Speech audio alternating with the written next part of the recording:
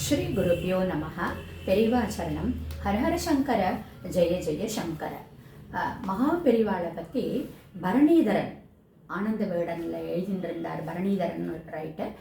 அவர் தன்னுடைய அனுபவங்களை தான் மகா பெரிவாளோட இருந்த ஒரு கான்டாக்டையும் அவரோட சொற்பொழிவெல்லாம் எழுதினதை பற்றியெல்லாம் ஒரு புக்காக போட்டிருக்கார். அதுலேயே நம்ம ஆல்ரெடி பார்த்துருக்கோம் 2-3 இன்சிடெண்ட்டு.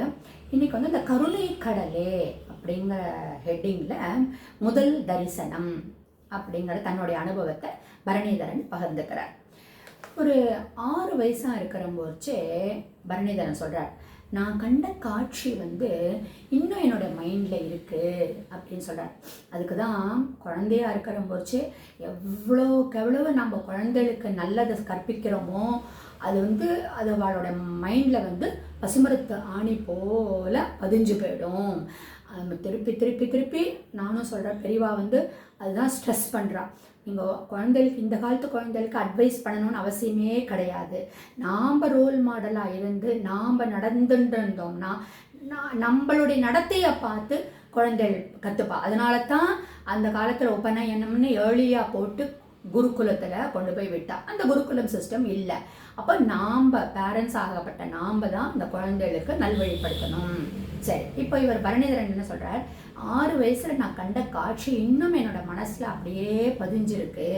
என்னென்னா, புரசைவாக்கத்தில் வேளாளர் விடுதிக்கு பக்கத்தில் தான் எங்களுடைய வீடு இருந்தது. அதில் இந்த ரேழியில் ஒரு அரை கண்ணு மூடிட்டு நான் அப்படியே எங்கள் அம்மா பக்கத்தில் நின்றுட்டு இருந்தேன். என்னன்னு கேட்டால், பெரியவா வாசலில் ஊர்வலமாக வரா. நல்ல தூக்கம், காலங்காத்தால் இருக்கும் போல இருக்குது, ஏர்லி மார்னிங் இருக்கும் போல இருக்குது. என்னை எழுப்பி விட்டுட்டா. அரை தூக்கத்தில் நான் அப்படியே பார்த்தேன். அதுக்கு என்னென்னா, அந்த கேஸ் லைட்லாம் எடுத்துன்னு போவா, பெட்ரோமாஸ் லைட் மாதிரி சொல்லுவா இல்லையா, அது மாதிரிலாம் எடுத்துன்னு போவா. இவர் சொல்கிறார் பரணிதரன், ஐயோ எனக்கு இந்த கேஸ் லைட்டை பார்த்தாலே பயம், ஏதோ ஒரு பூதத்தினுடைய கண்ணு மாதிரி இருக்கும், எனக்கு ஒரு ஃபீல் ஆகும். சின்ன குழந்தையா இருக்கிற போச்சு, 6 வயசாக இருக்கிற போச்சு. அதனால நான் எங்கள் அம்மா பின்னாடி போய் ஒளிஞ்சுண்டு நான் பார்த்தேன். எல்லாரும் கன்னத்தில் போட்டுட்டா, நானும் கன்னத்தில் போட்டுருந்தேன். பெரியவா பல்லக்கில் இருந்தால் ஒரு நல்ல செவப்பாக இருந்தார். அவர் சக்கச்சவேல் இருந்தார். ஒரு வசீகரமான முகமாக இருந்தது. ஒரு குறுந்தாடி. அதான் பாருங்க, 6 வயசில் பதிஞ்சது எத்தனை வயசானாலும் மனசில் அப்படியே பதிஞ்சிருக்கு அப்படிங்கிறதுக்கு. ஒரு குறுந்தாடியோட, அழகான ஒரு முகத்தோட, கருணை கண்களோட பெரியவா இருந்ததை நான் பார்த்தேன் அப்படின்னு பரணிதரன் எழுதுகிற போச்சே அவ்வளோ உருக்கமாக எழுதியிருக்கார். இன்னும் எனக்கு கண்ணுக்கு முன்னாடி அவருடைய அந்த முகம் தெரியறது அப்படிங்கிறார். அப்போது செகண்ட் வேர்ல்டு வார் நடந்துட்டு ஒரு பீரியடாக இருந்தது. அதனால் அவர் பரணிதரன் சொல்கிறார், எங்களுடைய ஃபேமிலியில் சென்னையிலேருந்து கும்பகோணமுக்கு ஷிஃப்ட் ஆகிட்டோம். ஒரு 2 வருஷம் கும்பகோணத்தில் தான் இருந்தோம். அந்த ஸ்ரீமடத்துக்கு பக்கத்துலேயே தான், கல்யாணராமன்கிற தெருவில் தான் நாங்கள் இருந்தோம்.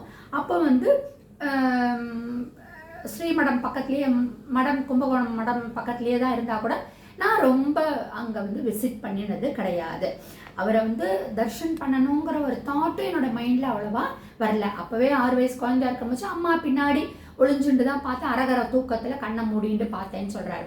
அப்போது எனக்கு பரணிதரன் சொல்கிறார், அப்போ என்னோட மைண்டெல்லாம் இந்த ஃப்ரீடம் ஃபைட்டர்ஸாக இருக்கக்கூடிய காந்திஜி, நேரு, எஸ்பெஷலி ராஜாஜியை பற்றி சொல்கிறார்.